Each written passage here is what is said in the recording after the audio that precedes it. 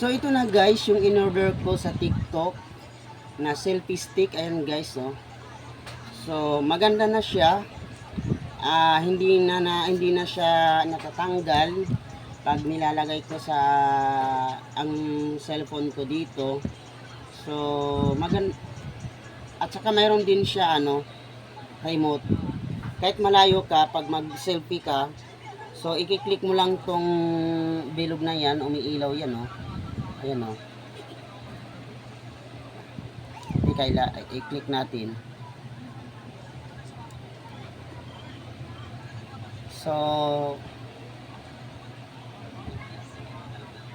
hindi siya nag-blow kasi hindi siya nakakunik sa Bluetooth. So nagbo-blow lang siya pag nakakunik sa Bluetooth.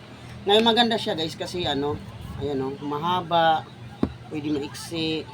So pwede na ako mag-vlog na naman. Hindi na ako kampante na ako sa